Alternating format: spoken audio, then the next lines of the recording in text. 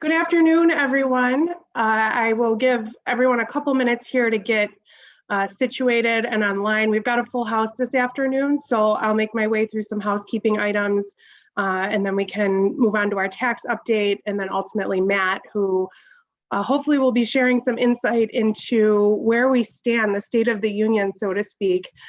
So first, again, welcome. Thank you for joining us. We know this is a year-end crunch for a lot of people, so we appreciate your attendance this afternoon, of course. I'd like to thank Fifth Third Private Bank, our sponsor for this afternoon, our generous sponsor for this afternoon. As far as upcoming events in the near future, on November 17th, we have a unique social opportunity, 6:30 p.m.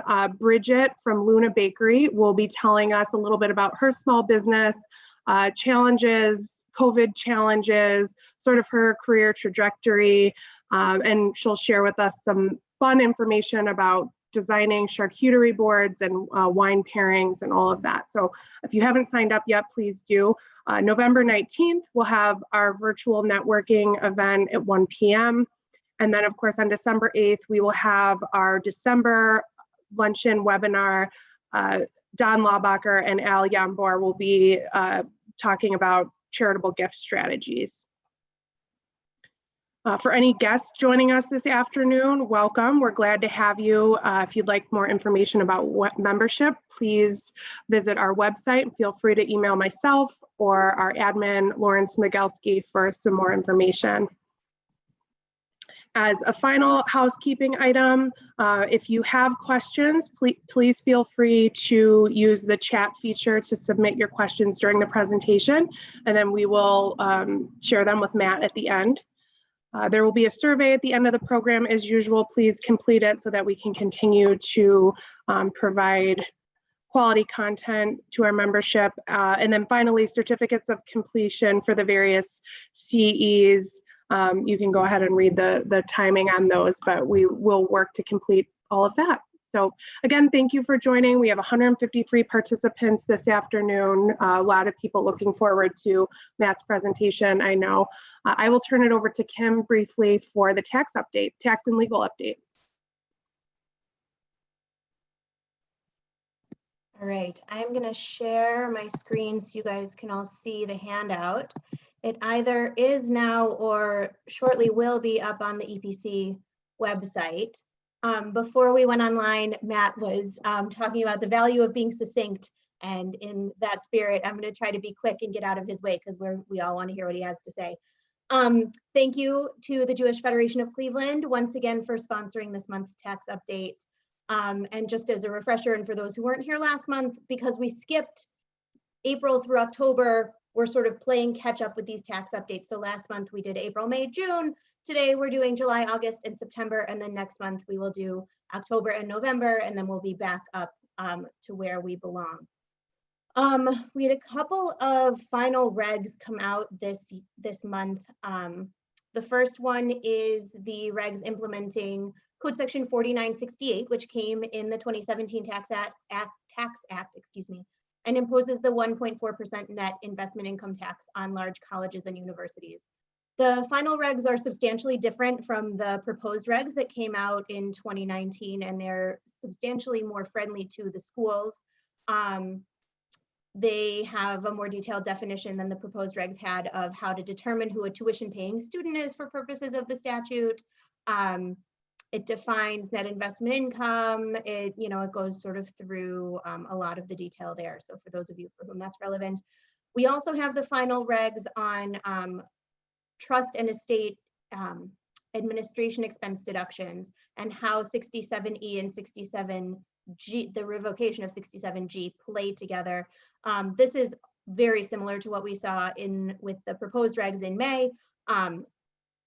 Basically just confirming that the administration expenses continue to be deductible on fiduciary income tax returns, notwithstanding the loss of the 2% floor miscellaneous itemized deductions. that excess deductions are carried out to the beneficiaries in the final year of an estate or trust, and that as a fiduciary, you now have to tell those beneficiaries what the character of those excess deductions are so that they can evaluate whether they're entitled to take the deductions or not. And then there's an example of how to calculate excess deductions and net operating losses in a final year. There was some interesting case law this year. I'm not going to go through too much of it, but I encourage you to take a look at the handout. This VHC Incorporated versus Commissioner. Especially if you want to read the opinion, there's some really interesting conversation in there about intra-family entity loans and how to evaluate whether you can surpass the hurdle of having it respected as a bona fide business relationship. This is in the context of whether so long story short, the family member was not a good borrower. The company that did all the lending had to write off all the debt and they tried to deduct it. They weren't able to because they weren't able to surpass that threshold of rebutting the presumption that it was not a bona fide business relationship. But especially in this time of low interest rates, when we're all talking about refinancing intra-family loans, I think it's a really helpful platform to use to think about what kind of consideration do we need to start thinking about to support refinancing transactions. We had some filing address change announcements for a few different forms that go to Cincinnati. So keep an eye out for that. They specifically said on the 8971 not to use the mailing address on the instructions for the 8971. So careful if you have any of those coming up. And without getting too much into the details, there was just one other thing that I thought was interesting, and it doesn't really come across the desk of most tax practitioners.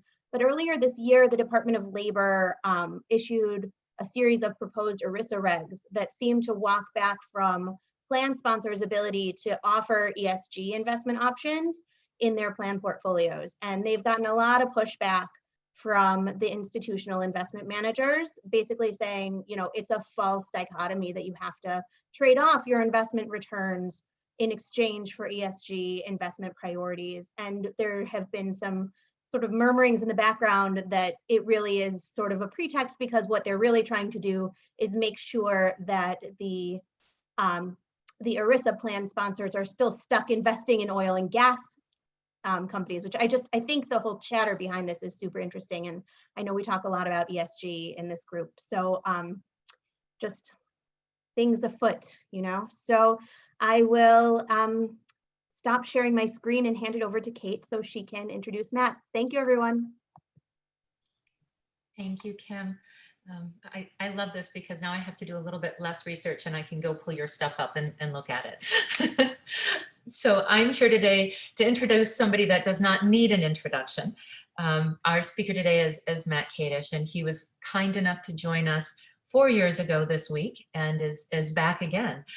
Matt is an attorney and a partner at the Cleveland law firm of Frantz Ward.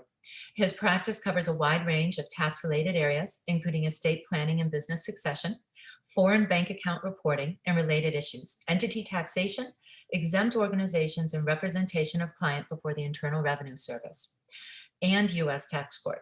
Matt clerked at the U.S. Tax Court, has an LL.M in tax from NYU and his JD from Case Western. Before coming to Cleveland about 20 years ago, he practiced in Honolulu. Is that your background? And Washington, D.C. Matt says he speaks a lot, including publicly, and probably needs to listen more. He's an ACTEC and ACTC Fellow, has been named Best Lawyers Cleveland Lawyer of the Year in tax law, tax litigation and controversy, and trusts and estates. Chambers High Net Worth lists him as Tier 1 for estate planning, and other publications, as do most of us, say he's pretty great as well.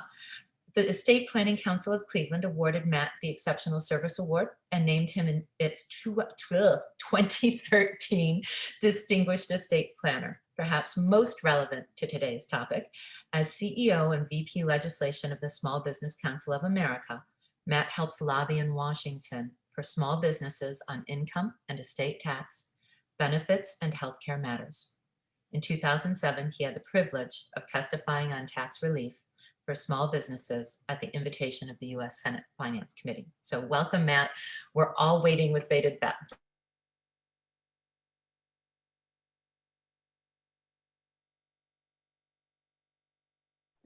Matt, you're muted.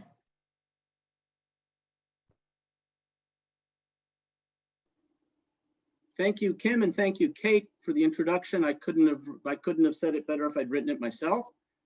Welcome, everybody. I am going to be joining you for the next hour or so, and my goal is fairly modest. I'm going to try to explain what in the world is going on and what's going to happen.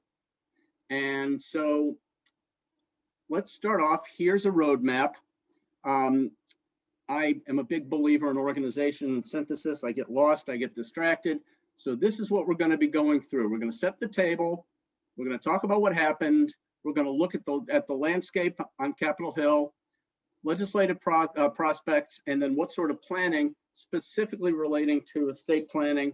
What in the world do you tell clients like the ones that came in yesterday and said, should I or shouldn't I, and when will I know? So let's set the table. For those of you who've heard me speak before, I start off generally with some of the same disclaimers. I'm going to do them the same, but just a little bit different today. My presentation's intended to be bipartisan, nonpartisan. I'm not selling you any candidate. If I like somebody, that's not on today's agenda. If I dislike anybody, that pretty much covers everybody. They're all awful. I have equal opportunity scorn for everybody involved in the process. To a large extent, the politicians, and to even a larger extent anymore, the people that are voting for them. I think we're very disappointing, and hopefully we're going to start to pull stuff together. The views expressed here are mine alone. They're not those of Frantz Ward, the SBCA, or of any political party or candidate, including but not limited to Vermin Supreme, who, if you haven't looked him up, you really should. He wears a boot on his head, promises you a free pony and a toothbrush. Let's start off, well, one last disclaimer. There are two ways, as I've often said, to present anything on Washington. One is the way that's done anywhere within the shadow of Washington, which is the nice way. We're diplomatic, we defer to each other, we say nice things about all parties, and we never criticize anybody.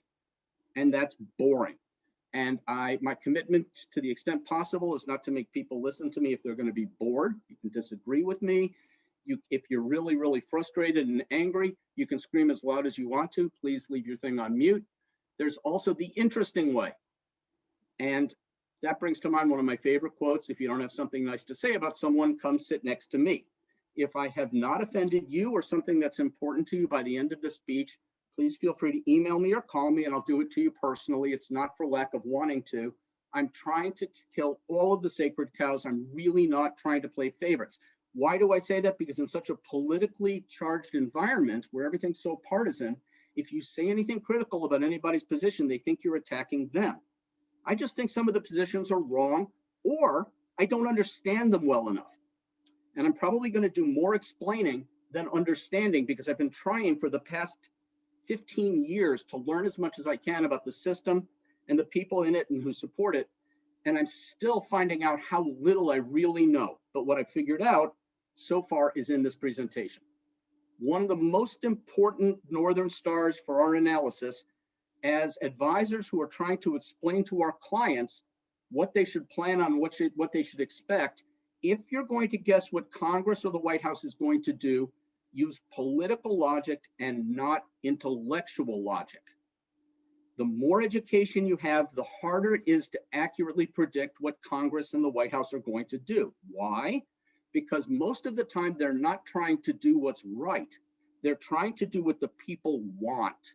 If what the people want is right, then they'll do that. If what they think the people want is wrong, and if what they think the people want happens to be wrong, they'll do what's wrong. The US Constitution gives us a representative democracy. That's both good and bad. I'll get back to that. But the leaders and the led are interchangeable. Sometimes it's the representatives and the senators and the presidents and all who are doing the leading, but in theory, it's the people that are leading them. It goes back and forth, depends on how you look at it. There's an enormous focus after the election on the pollsters. Once again, they got a few things right, but they got a ton of things wrong, and they serve a very important role. I heard a fascinating presentation by a Florida representative expressing the exasperation of the representatives. They need to know what messages to be sending out to people. They want to find out what people want. How do they find that out?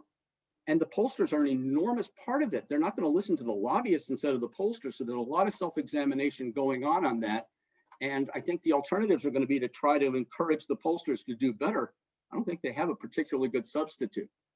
The role of money versus power in New York City, where I studied for about a year, versus DC, where I worked for some time.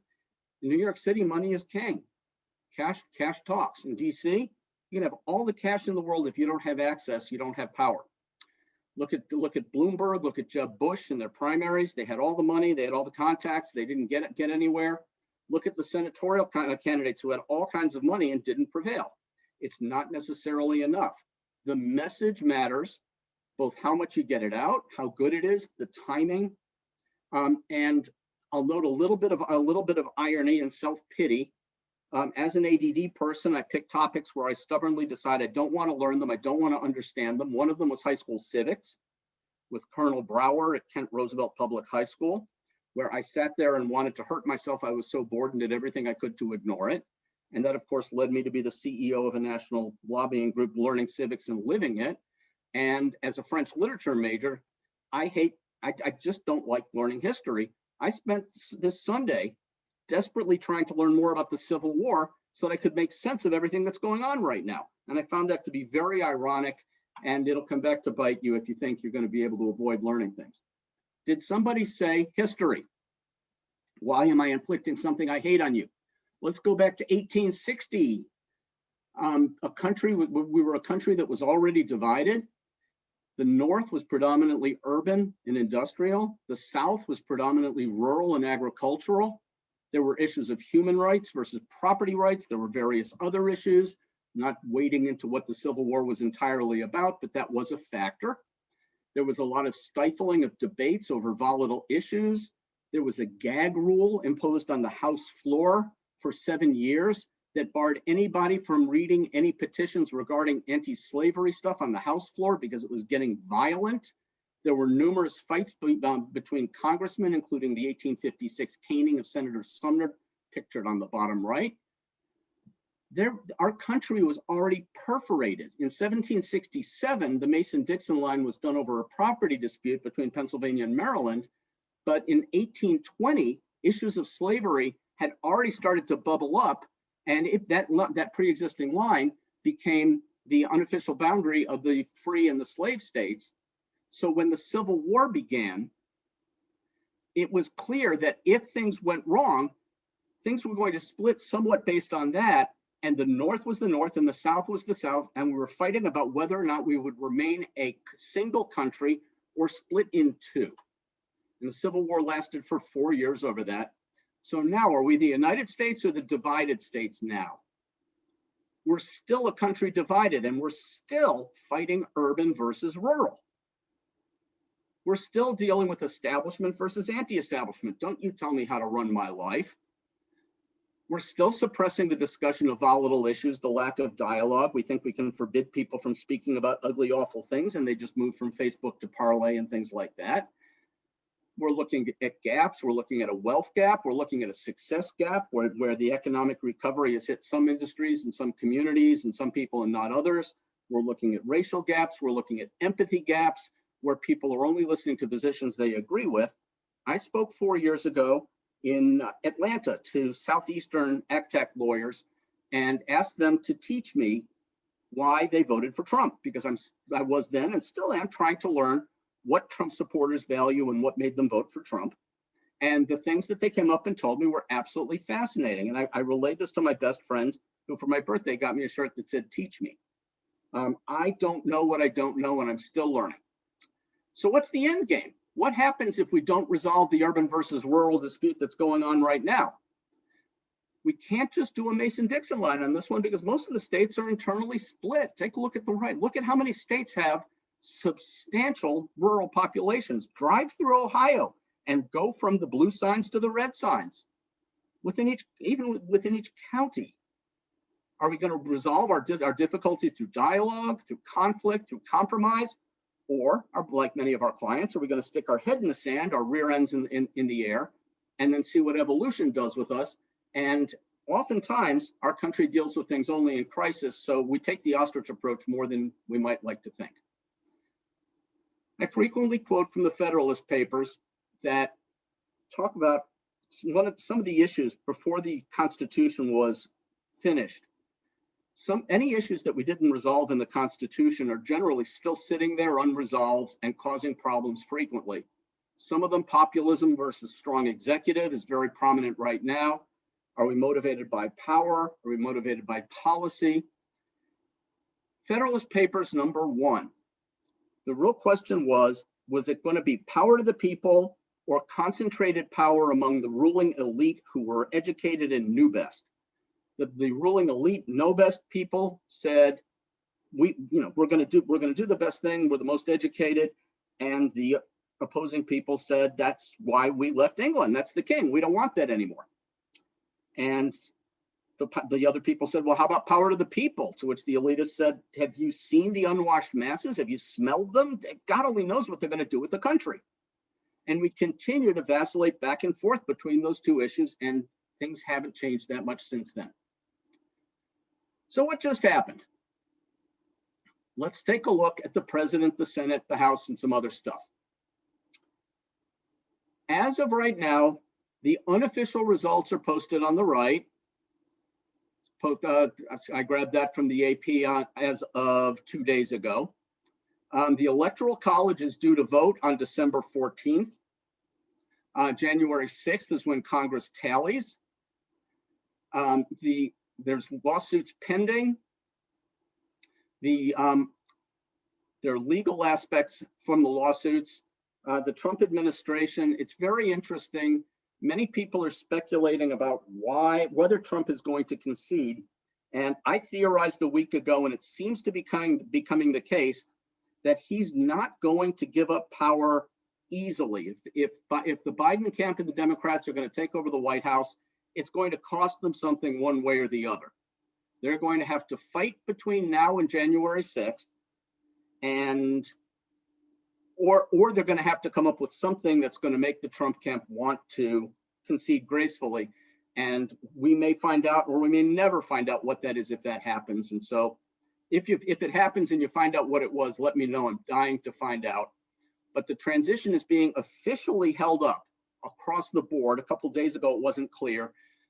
Trump has instructed the various agencies not to start the transition of power to as is traditionally done, to the Biden administration until the legitimacy of the election has been finalized and confirmed, which apparently has to be done in the Trump administration's eyes, which means it could be until January 6th. My guess is that one of their angles is to try to push the transition issue into the Supreme Court because Trump thinks he has favors there. We'll see. I hope that's not the case. There's also a fair bit of popular opinion work going on, protest rallies, a lot of news releases being done, highlighting the legitimacy questions and other things that appear to me to be being done to keep support going among the Trump supporters in case that's needed for any transitional challenges. So let's watch for that. People wanted reality TV when they voted 4 years ago, and they are getting a heck of a finale. Bring your popcorn. If it didn't matter so much, it would be just downright interesting. Let's move to the Senate. The Senate, we're going to come back to the screen several times before you're rid of me, unless you bail early. The Senate, as you know, if you take a look at the screen, I'm going to move my little cursor around. We have orange Georgia, and we have the red striped North Carolina and Alaska. What's going on? As most people by now know, Georgia has a requirement that senators need to get 50% to be elected. If they're not in a multi-candidate race, there has to be a runoff so that one of the parties got more votes, got more than 50%. Neither one of them got 50%, although one of them got really close. And so there's going to be a runoff, and it's not going to be until January 5th, the day before Congress, the joint session of Congress officially ratifies the Electoral College. So things could get very interesting in January. So why Alaska and North Carolina? Nobody's talking about that. Why is Alaska not called yet, though it's red striped? It's a very big state. Remember American history? Oh God, there it is again. There are 130,000 early and absentee ballots still uncounted. That's 40% of their total because they're really big. People can't drive all the way to, or don't want to drive all the way to the poll places. And so they're expected and allowed to vote early. And not only that, but postmarks up to 15 days after the election are allowed, and the tally's not going to end for another 8 days from now. So as of November 4th, the Republican Sullivan was up by the votes shown. Gross, the Democrat, can win, but only if he gets more than 70% of the uncounted votes. Why does that sound strangely like Pennsylvania, where Trump had the early lead, and then all of these early and absentee votes started coming in predominantly Democrat? Could that happen in Alaska? It did happen in 2008 when Senator Stevens lost his presumed lead the same way. We don't know, and it's being red striped for a reason. 70% is a very high threshold, but we won't know until we know. North Carolina, those of you who are feeling impatient, will know sooner. Tillis is up by 1.7%, and there are a lot of votes that have been counted, but the margin's small. They were accepting postmarks until 11/3, and the vote counts ends in 2 days. So North Carolina can be expected to be called presumably by the end of this week, would be my guess. So there are 4 seats that we're looking at between Georgia, Alaska, and North Carolina, 1 each for Alaska and North Carolina, and 2 in Georgia. If the Republicans hold on and win both Alaska and North Carolina, then the Democrats would have to win both of the Georgia runoff seats in order to get control of the Senate. As shown up on top, 48-48, the Democrats, assuming they hold on and do in fact take the White House in a 50-50 split, would take control of the Senate, with Vice President Harris casting the tying vote. Looking forward to 2022, because again, we're going to come back to the Senate thing a lot from an estate planning standpoint because it's very important. The Republicans are going to be defending 22 of the 34 seats that are involved, and early indications are that about 3 of the overall races are going to be competitive. The Democrat seats are relatively safe, so one might think the Democrats have a chance, if they don't get control now, if it's very close, of flipping it in 2022. But balance that out against the fact that the party that lost the White House normally does better in the midterm elections. So you can throw that in your crystal ball and smoke it. The House of Representatives, shown here, the Republicans gained seats. There's still some undecided, some seats that haven't been finalized. Their guesses are in there. But the Republicans gained some seats, which was not expected. We were talking about a possible big blue wave. There might have been a blue wave. There might have been no wave. So that's causing what some people call a circular firing squad among the Democrats, where they point fingers at each other and blame each other for things not going the way they expected. The possible dynamic change can happen because with a smaller minority, the Democrats have to hold together more carefully. That's going to potentially increase the influence for the fiscally conservative blue dogs on the Democrat side, who may join with the Republicans to block Democratic legislation unless it meets their requirements, and may make it more difficult for large spending bills to happen. We'll keep an eye on that. Nancy Pelosi is 80 years old. She's turning 81 on March 26th, 2021. Many happy birthdays, Miss Nancy. And I think a lot of people are wondering when is that lady going to decide she's too old, retire? And my sense is that there's going to be an election for House Speaker coming up at the beginning of the year. And the Democrats are going to need to hold themselves together as best possible. And personally, I doubt there's anybody in the House that the other members fear as much as her. And I would not bet against her retaining the speakership. Assuming, well, whoever is president is going to have to name their cabinet, and assuming that it's Biden, as appears to be the case, here are the cabinet positions that they'll be appointing. They're obviously very important positions, especially important to those of us in the tax and estate planning field is the Treasury Department, which we'll talk about in a little bit. Each one of the cabinet positions has to be confirmed by the Senate. Why does this feel like Colonel Brower is teaching me civics again? And each one of them, the committee that confirms the cabinet member depends on which cabinet member it is. The Treasury Department, the Treasury Secretary is confirmed by the Senate Finance Committee. Only a simple majority is needed to confirm them, which is probably good for the Democrats if they're in power. That happened ever since 2017 when the nuclear auction was passed, which has caused other problems. And there's a reference there if you want to click through. And I believe this PDF is going to be sent out after the presentation.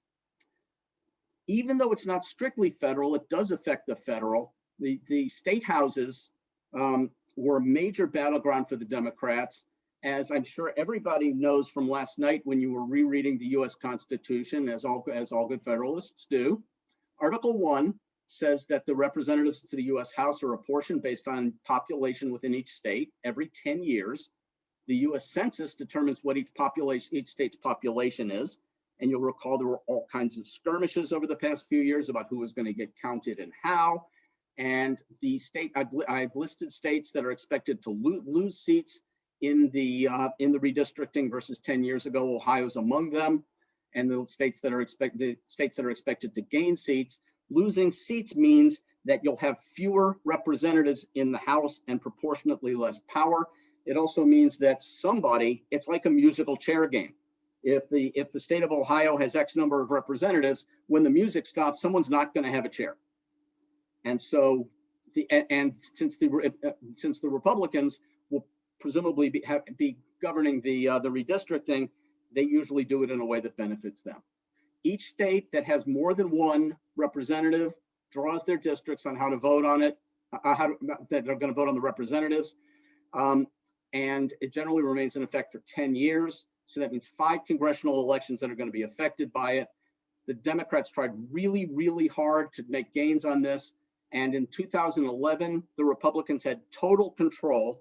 So within that state, that would presumably mean the House, Senate, and Supreme Court of that state, over 213 of the seats in the House.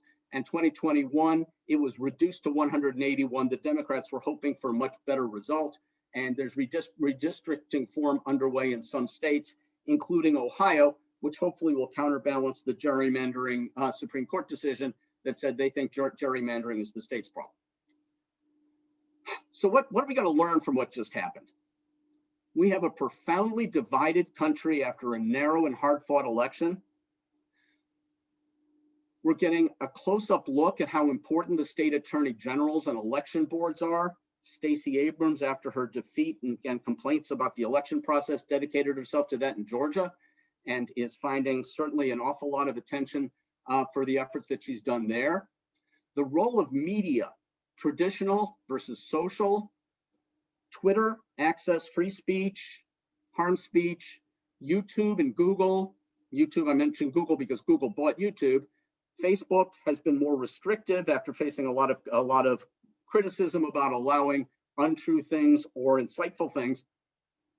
So as a result, many of the more radical Trump supporters who have been banned from Facebook or restricted are migrating to Parler, and QAnon is a fascinating phenomenon. And if you haven't read about it, you really should. We're seeing bureaucrats and civil servants in a different light, especially as compared to political appointees. The difference has always been there, but the differences between them seem to be accentuated, something to watch out for. Some of the hot button issues that were out there, the Democrats, for example, would assume that issue was going to win them the election, but almost all of these issues had two sides on the tug of war, and both of them were very passionate. The police reform, can't breathe, racial issues versus the law and order, they shouldn't be rioting. The Supreme Court, do it for Ruth Bader Ginsburg versus he got us Amy Coney Barrett and Roe v. Wade. The ACA case is being argued today. Youth disaffection with establishment. I'd like to express my gratitude to my 21-year-old son. We go out every week and he's been kind enough to try to educate me on the perspective of the teens, 20s, and 30-somethings for the political process. And since we have more than a few boomers and post-boomers on this call, I'll offer you a little bit of insight that I've gotten, not into how all of them think, but enough of them think this way that it's really troubling. Many of them refused to vote at all because both of the candidates are establishment candidates, and the establishment has downgraded them to the gig economy. They get no benefits. They have no hope of the great American dream, and they're the working poor, and they see they're suffering a DEBT sentence from their educations and working out of their basements, and they're feeling very, very angry and disenfranchised. So they feel that any vote for the establishment, one flavor is the same as the next, the game is rigged and they just don't want to play. Others are not quite so sanguine, and they want all but revolution. They think, and this is where acceleration theory comes in, they think that they're not going to be liberated from their current stuckness unless the system is overturned, that capitalism is the problem. And so they want to see its demise hastened. And some of them view Trump as the agent of hastening its demise. And they want to see him make the country more and more divided. And so they actually turned out to vote to try to see Rome burn. What can the Biden camp, what can anybody do to try to reach out for them? I see the comments that early comments he's made about student debt relief as one possible outreach. It's going to be very interesting to see what can be done to try to reinvigorate the youth.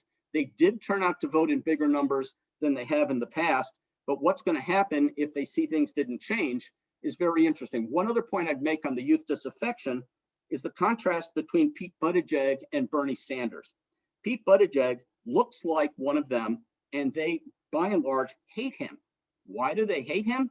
Because he looks like us and he talks like a boomer. He's establishment sensible and wants to keep things down the middle and just fix the system, and they feel betrayed.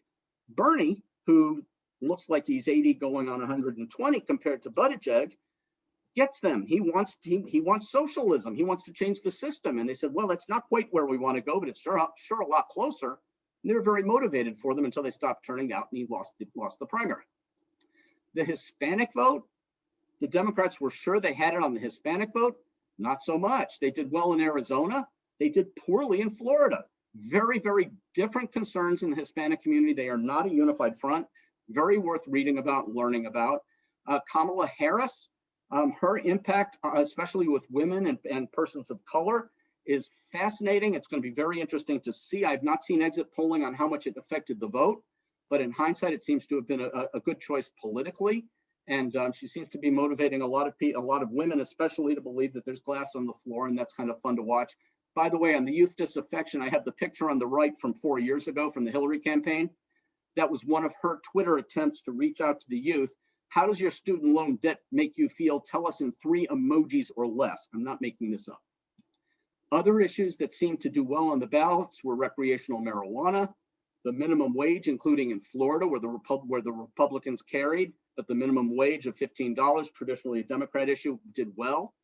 Abortion, states are starting to pass more restrictions, which is going to be interesting with the Supreme Court cases coming up, although the Supreme Court cases likely will be dealing with whether or not it's federally prohibited versus state allowable.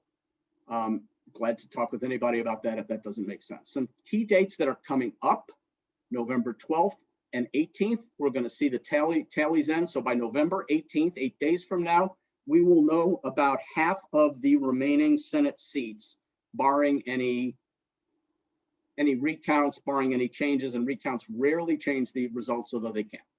November 19th, interestingly, the full PPP loan recipients info is going to be released down to the small amounts, which had been previously withheld. The larger amounts were interestingly also released by the Small Business Administration under a FOIA request and have been available for some time, to the dismay, I'm sure, of some.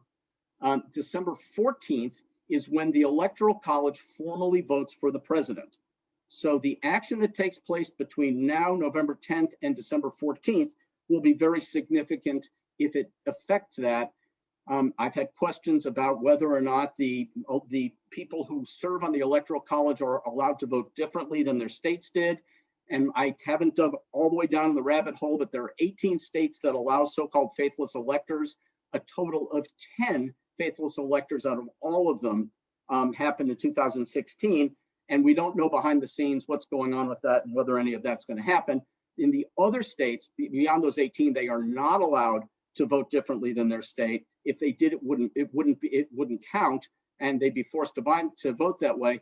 And that was the subject of a pair of 2020 Supreme Court cases that upheld the binding of the electors. So if there's an issue there, it will be more limited. Stay tuned. I haven't read anything saying that they think that the Electoral College is going to go wiggy. Again, this in 2020, you just don't know. January 1st, the new Congress is going to start.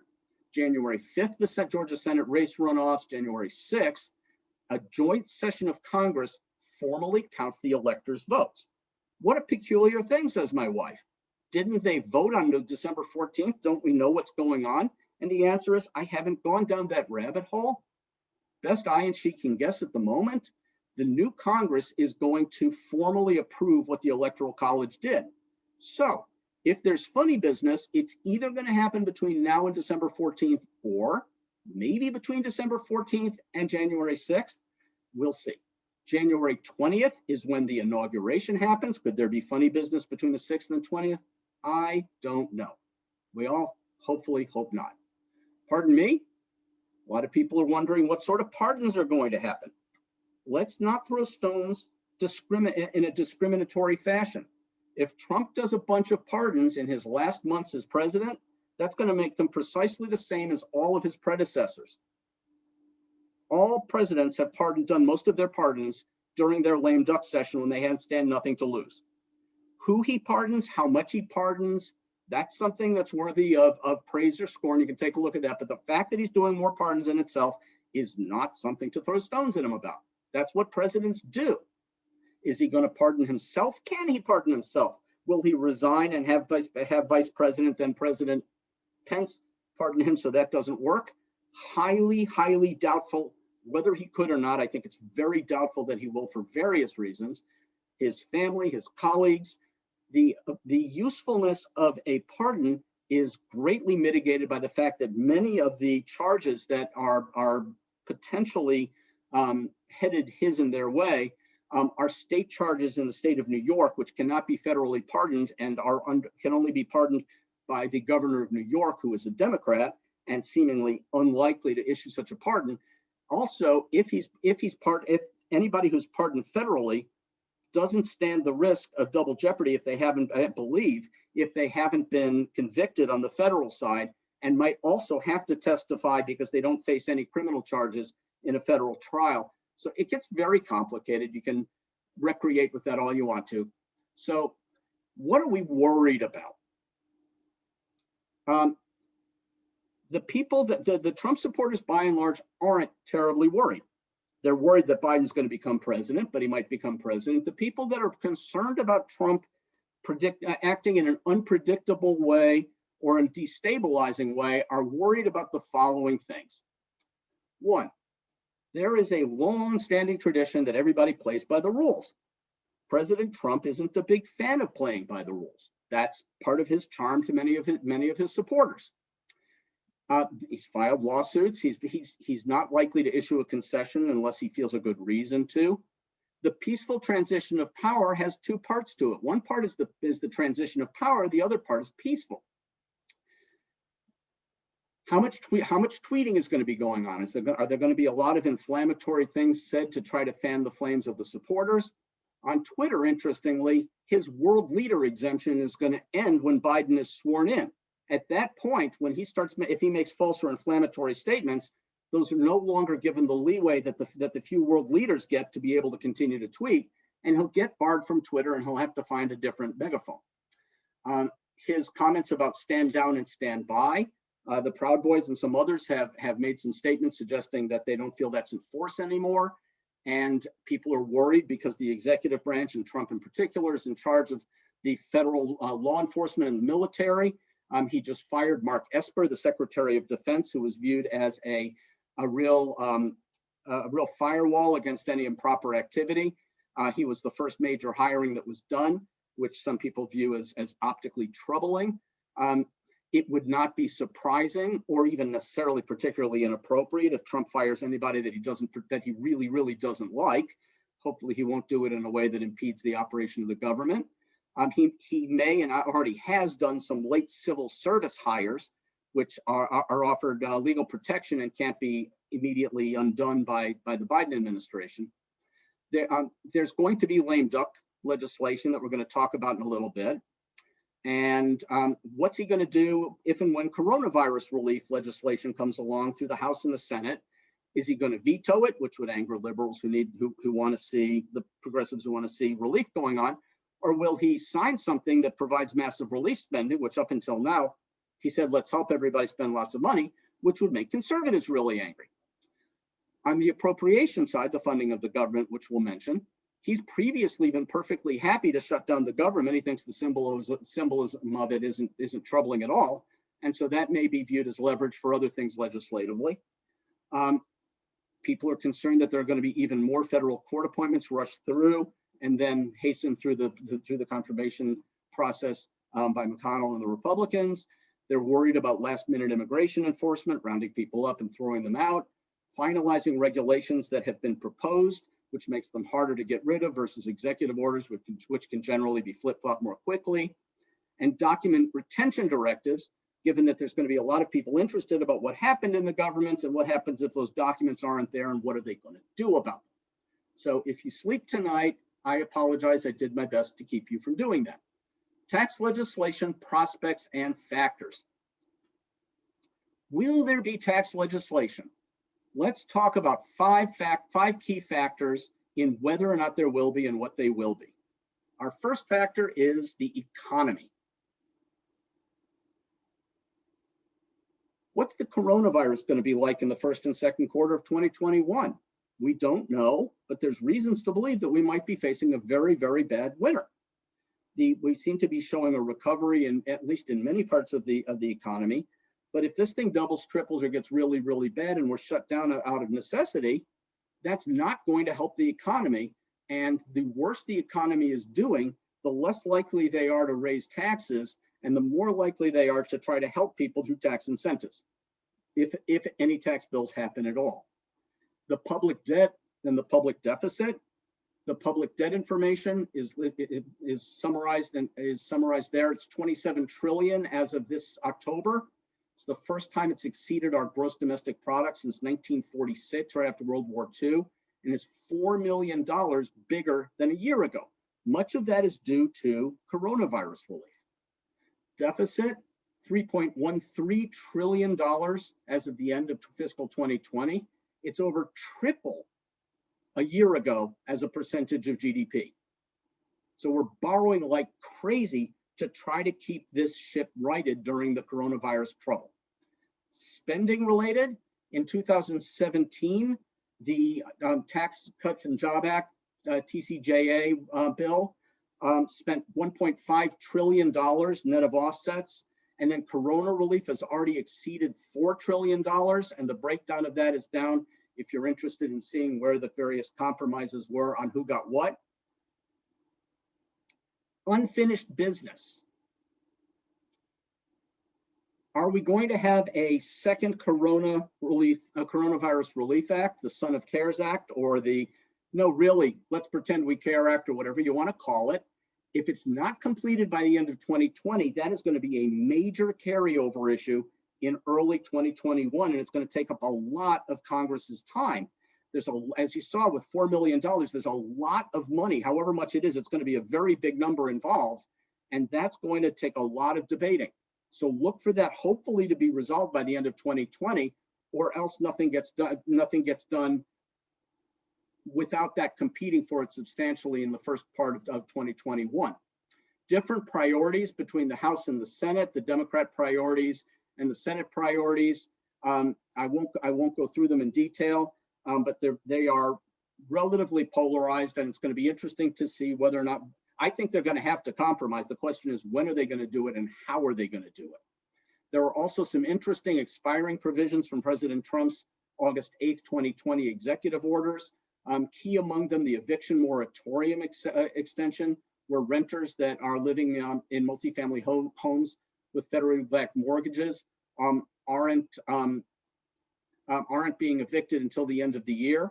But at least in Cleveland, maybe some other places, except in Hudson, where we have these sunny beaches, it gets cold in January, and people getting thrown out of their house when that expires is a problem. So that's going to be landing right in the lap of the transition team and the next administration. Student loans are going to be an issue also. Are they going to start to foreclose on student loans that haven't been repaid, which probably dovetails with the loan forgiveness stuff that the Biden administration is talking about doing. Other unfinished business, hopefully by the end of the year, they need to fund the government. Are they going to do it by way of an omnibus spending bill that's really going to fund everything? Are they going to do it by continuing resolutions and kick the can down the road?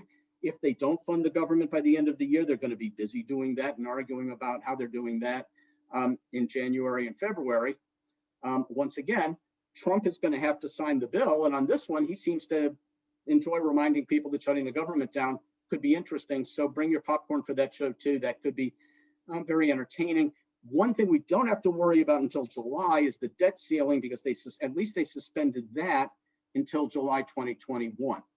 If there's an omnibus spending bill and possibly a coronavirus bill, any large bill that goes through can end up having Christmas ornaments on them, other add-ons that jump piggybacks on it like a flea on a dog, things that we're looking at, tax extenders, in theory ought to be done by the end of the year because they're extending, although in talks with some people on the Hill, unbelievably, they believe that since the return's not due until April and even October with extension, that they don't really need to pass a law dealing with that return until then, not realizing that people need to make decisions by the end of the year.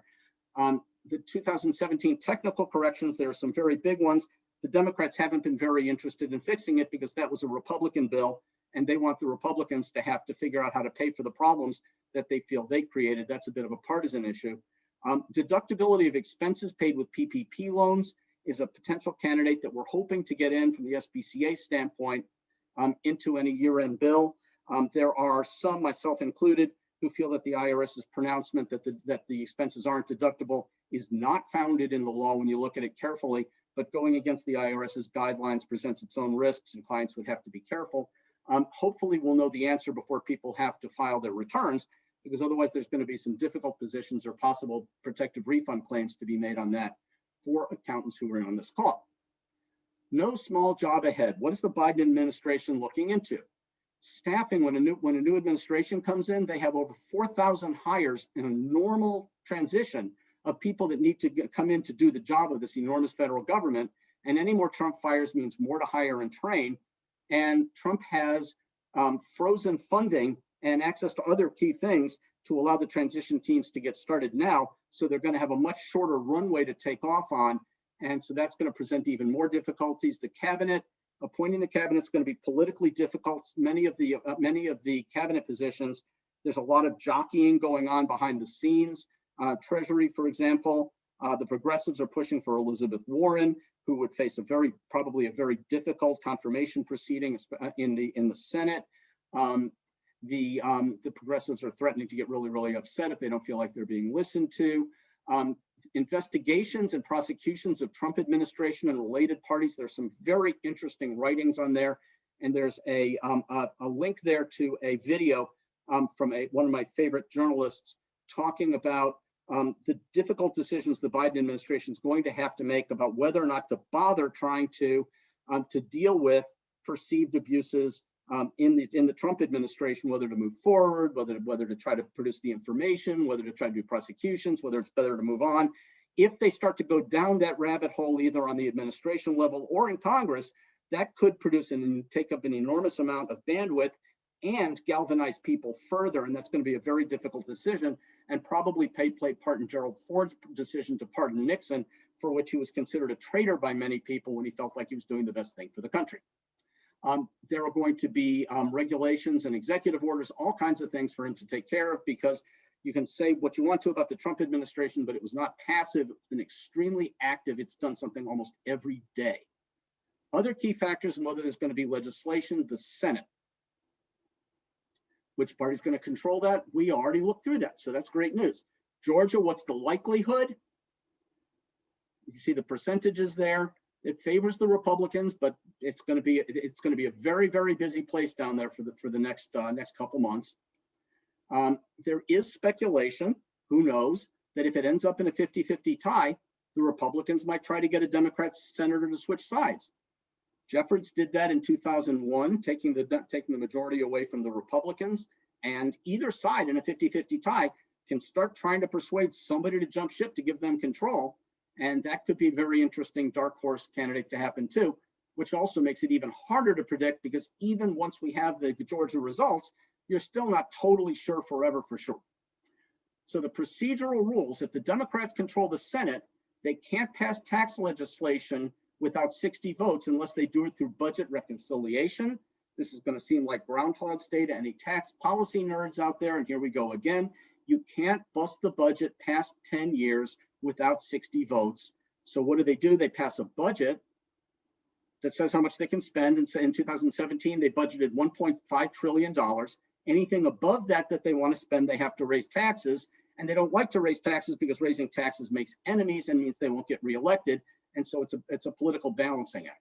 They also can't change Social Security without 60 votes. There's a point of order on that. If the Democrats don't get control, if it's not a compromise bill, they might not even get a hearing in Senate Finance. So without control of the Senate, any tax bill is going to be a compromise bill, which we'll get back to on the estate planning side in just a moment. Other priorities that are going on. What do I mean by that? Believe it or not, and I hope you're sitting down, this is shocking to me. There are people who think there are other things in the world other than tax and estate planning law.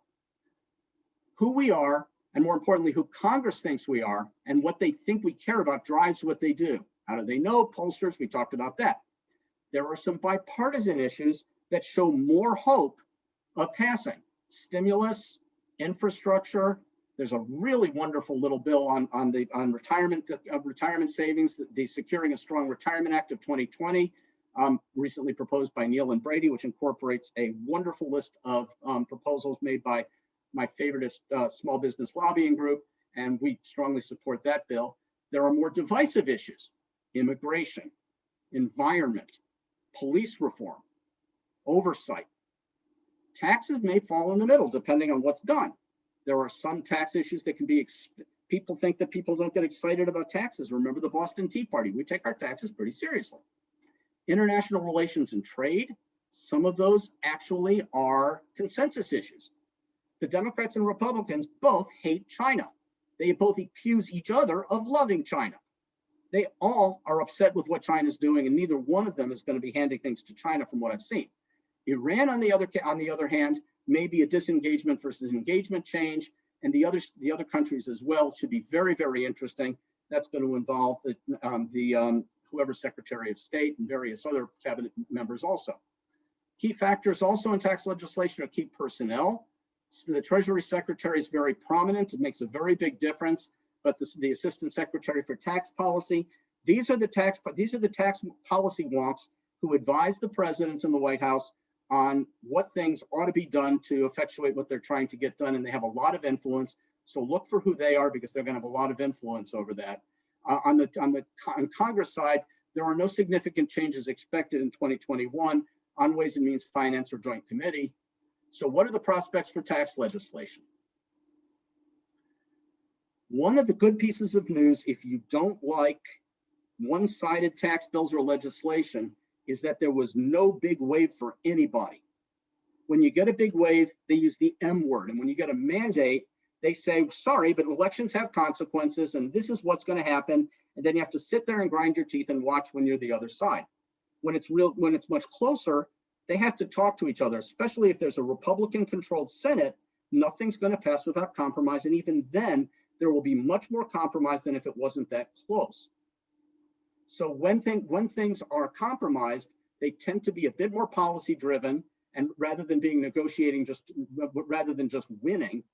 And you can end up with a compromise that builds legislation that can last because everybody's getting something out of it. The relationships are a huge factor. 2018 to 2020 were characterized by negotiations between Pelosi and Trump, which didn't go very well.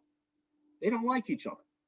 Or if they do, they're hiding it very well. 2021 to 2022, bodes likely it's going to be McConnell and Biden. Assuming that's the case, they do have a good personal relationship. McConnell they know each other very well. They've dealt with each other in the past. They'll do their jobs, and if things are going poorly, they'll be very acrimonious. But there's a potential for a better relationship, and there's an environment that may foster more cooperation and a little bit less extremism in the legislation. What's going to set that tone? Some of it's going to be what's going to happen between now and January 20th. What's going to happen with the transition? What's going to happen with the pardons? What's going to happen with protests in the street and whether they're being incited? I'm hopeful we'll see. What is the Biden administration going to do about the Trump administration? Are they going to decide not to set a precedent of investigating the prior administration each time? We'll see. Can Biden say centrist without losing the support of the progressives, or is he going to have to thump his chest in a way that's going to make the other people angry? Can McConnell make deals with the Democrats without alienating the rights? Is there going to be compromise legislation, or are there going to be a lot of messaging bills, like trying to repeal the Affordable Care Act 25 times when it's not going to pass the other house, to show symbolism and show your base that you support that? There's purposes for each. I've got examples. I won't go through them in detail, but if you're interested, I did a bit of digging. There's been a bunch of legislation. You'd expect lots of tax legislation when there's single party control, and here's some examples of them and what was done in them. Here's an example of legislation passed under divided party control, and some of them were very big. Bottom line, it can happen. There are key provisions expiring. These are the individual sunset provisions in the 2017 TCJA Act. All of these provisions are ripening for extension. These are on wish lists of various constituencies, predominantly Democrat, because the Republican constituency got theirs made permanent in the 17 Act, while these were made temporary for budgetary reasons and also as a reflection of politics. Upcoming tax legislation, things to look for. Are they going to be fiscally responsible? They may be, but they generally aren't. That's just my view. I think they generally operate under Novocaine, and then every now and then it wears off and they make a lot of noise. The minority, non-controlling party tends to be very concerned about the deficit. Why is that? Because they can't pass the legislation, and so they can try to stop spending when they're not in charge. That's a bit cynical, but I think there's some of that in there. I mentioned the common ground, the appointees. Income tax proposals. I am going to skip through this very quickly because we have 15 minutes left, and I want to save the time for the estate tax stuff that we're predominantly here for.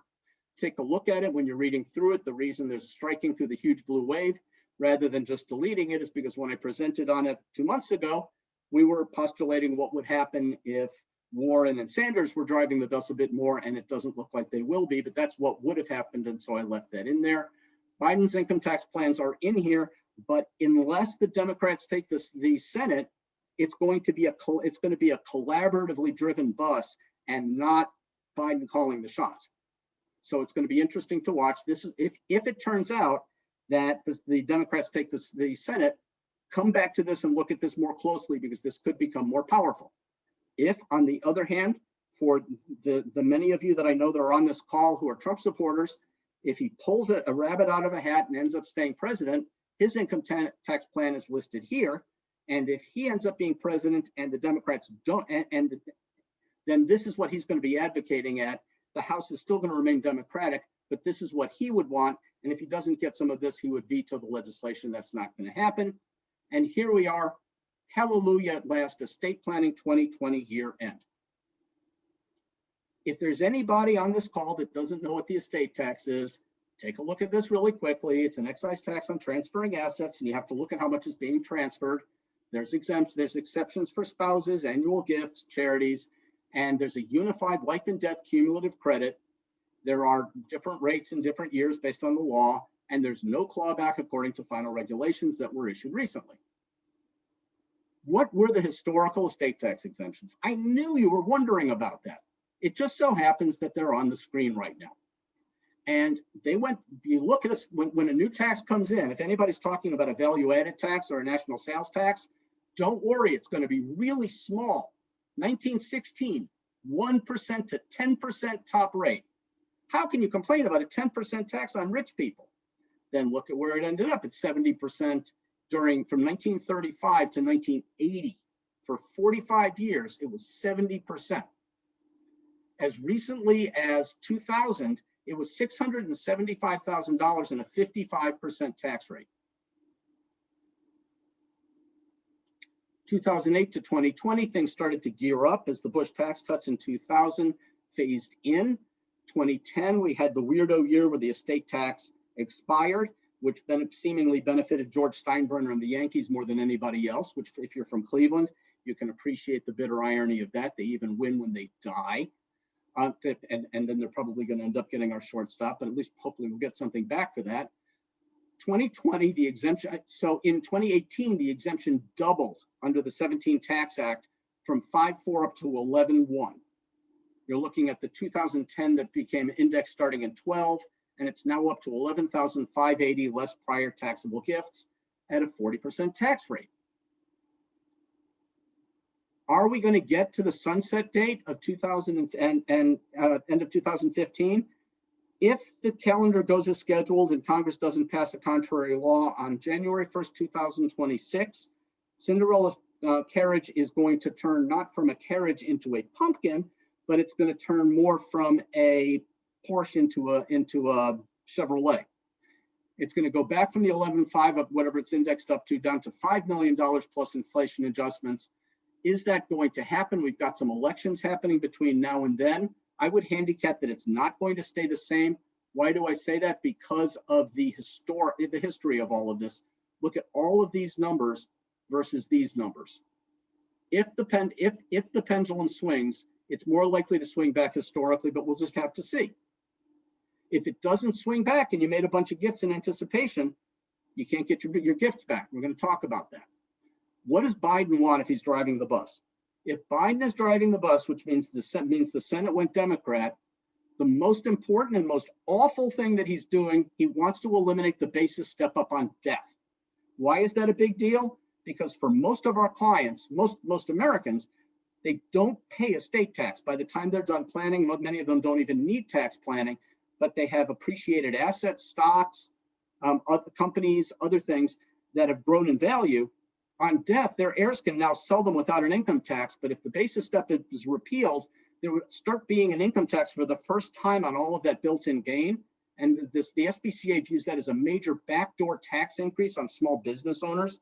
We had to fight furiously to fight that back in 2017. We kept it out, and we expect that to come back if and when there is estate tax legislation proposed. And hopefully you'll be there to help us try to stop that, and you agree with us that that's really awful. Reducing the unified credit, Biden said he wanted to reduce it to historical levels. He wasn't extremely transparent on what that was, although in at least one speech he said 3.5 million and 45 max tax rate. That would mean a major exemption loss if that happens, as illustrated down there. That to a married couple could be up to $16 million of lost exemption at a 40% tax rate. That's $3.2 million more of estate tax. And everybody's clients stampede into slats. If it passes, when's the effective date? Here are possibilities. You can read them, but since we don't have a Democratic Senate, I'm not going to use the remaining bandwidth to talk about that. There are other things that can be done. If the Republicans retain control of the Senate, it substantially reduces the odds of any significant estate and gift tax law changes. I'd go so far as to say it's not happening for the next 2 years unless control changes. It could be viewed as a major revenue raiser. If it happens, that would be why, especially if they decide to operate off of Novocaine, but there'd have to be trade-off issues from a class warfare standpoint. So who's going to be getting what in exchange for that politically would be an interesting thing to think about and talk about another day. If they decide to do that, keep in mind that my reading says that the Byrd rule, the 60 votes in Senate, doesn't block tax increases. It means you can't bust the budget. So if the Democrats had control, they could theoretically pass tax increases and add money to the government with only the 50 votes plus the vice president. So whether or not you do slats, how do you know whether you want to do gifts, whether your clients want to do slats? You don't know. One thing to think about before you make a gift is, can the client do without the money? Does he need what he's giving away? If they still need it, that's strike one. Yes, you can do a slat and a slat back, but it starts to be a little bit too much candy for the dollar. And they're not absolutely bulletproof that you're not giving something away. If there's no economic substance to it, it doesn't work. There's not going to be a clawback, which is good. There are income tax basis differences. If you give something away, there's no basis step up. If you die with it, there is, unless Biden's proposal gets past the SBCA. If you decide to do these non-reciprocal slats, be careful if one of them doesn't own anything. If you're giving it and taking it right back, you have to be very careful in how you do that, in designing it and communicating it and administrating it. If the Republicans retain the Senate, many clients, if not most or all, will decide there's no rush to take care of this because nothing's going to happen in 21 and 22, although there's no guarantees, and they're not going to blame the advisors who are listening to this call in good faith if they give them the advice that probably doesn't mean for sure. If something's going to happen, they'll probably have warning and they can panic then. But some people are going to do these on the theory that it's going to change before 2026. The time is right. I'm ready to make gifts. If they say I'm ready to make gifts, that's an indicator that maybe they're a better person to be making gifts. Common sense. Oops. Okay. So I mentioned if they decide to make gifts, don't forget that there's standard planning issues. You've got control. So if you're going to be making gifts of company stock, give non-voting stock, put it in further trust with somebody in control of it. There's valuation discounts. There may be a COVID discount that's available if they're part of the lower part of the K-shaped recovery where their sector has gone down. It could be an opportunity to get a very favorably low discount based on the current income coming in, non-profitability. That could be an opportunity to get it over the toll bridge at a lower value. Low or zero remaining exemption planning is always available. Even if the Democrats take the Senate, you don't need to panic to do any of these, because if the exemption goes down, you can still do a zero-out grant. You can still do charitable planning. They're still viable. That doesn't mean you don't do them, but they're not panic planning. On the last page, I've got a number of calendar items that are on there, and I'm going to scare you at the end with a picture of me, although you've been looking at me kindly enough on the video throughout the whole thing. And I have left 5 minutes if there's questions. I'd be really excited if anybody can throw something that I can really take a bite at and maybe offend some people. Matt, we have one question that was submitted earlier on in your conversation. The question is, it relates to Trump and pardoning. It says, can you pardon yourself for something you haven't been formally charged with or convicted of? Why wouldn't prosecutors just wait until after Trump and Pence are out of office to prosecute? That's a really good question. And if my mother happens to be on this, I'd like her to see me saying this to many people officially on video. I don't know. And I'm not the only one that doesn't know. Nobody knows because it hasn't been done before. It goes in the category of that's a really good question, which is never what you want to hear. Some people speculate that he'd resign to have Pence pardon him. I don't think either one's particularly likely. He would do it. He's like a basketball player that thrives on contact, that doesn't shoot well unless somebody's hitting him. He likes to fight. Part of me thinks he would do it not because he thinks it would work, but because he'd love to be in the lawsuit to find out whether it works.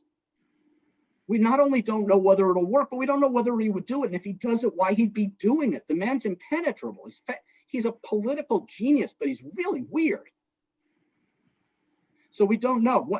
A related question that brought to mind that I thought of the other day is the postmaster, who refused to comply with the order to count to do the sweep of the ballots because he said he had other more important things to do, and so went back to the court and basically had his people say, no, we're not doing it.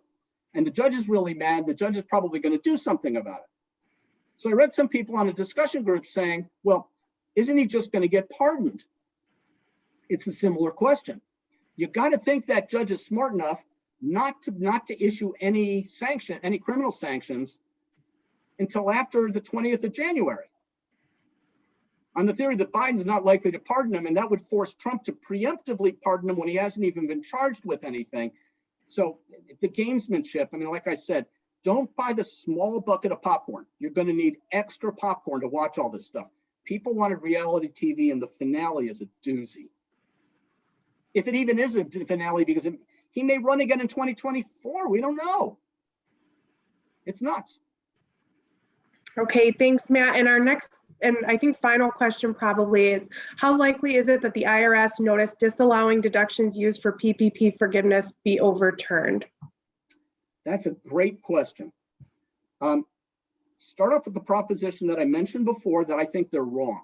I'm not in the majority on that, but I do think that anybody that's mad enough about that, or if they don't resolve the issue in time for filing, people should seriously consider investigating whether that guidance is right, because if they don't at least file a protective refund claim, they may be leaving millions and millions of dollars of payroll deductions on the table and allowing them not to be deductible when I believe the law says that they're deductible. The IRS notice says basically that that shouldn't be the law because you didn't pay tax on the money coming in, but the law says it's not income. It doesn't say it's tax exempt income, and so you can't be paying money out of income if it's not income. The various of the heads of the tax writing committees have said that they always meant for it to be deductible. And I've been part of some spirited debates about whether they're tongue in cheek on that, but I think they realize who wants those deductions and who needs those deductions. And I think politically, remember intellectual versus political, I think there's political tailwinds in favor of that.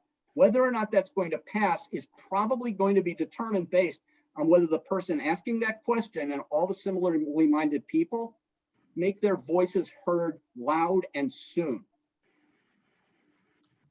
What does Congress think is the most important thing to people? That's what they're going to do. Okay, I think we have one last question we can take before we wrap. How likely do you think it is that there would be changes in the estate tax retroactive to January 1, 2021? Well, let's look at different scenarios. And let me abuse the clock for just 1 second because I'll pull up the slide that deals with that. There are numerous possible ones. January 1st, if there isn't going to be, in my opinion, a state tax legislation in 2021 unless the Democrats take the Senate. That's my prediction. Now, you won't know that until January 5th. It wouldn't be excessively fair of them to go back to January 1st on that basis. They have in the past, they have actually gone back to the prior year in the Carlson and Quarty cases, and it was upheld. I think it's unlikely, but they can. My esteemed colleague, Paula Kalamafti at the SBCA, believes that if there is a state tax legislation, she thinks that January 1st is the most likely date for it to happen if it happens in 21. I think the most likely date would be the date of enactment, with the second date being the date of announcement, which they've done in some cases.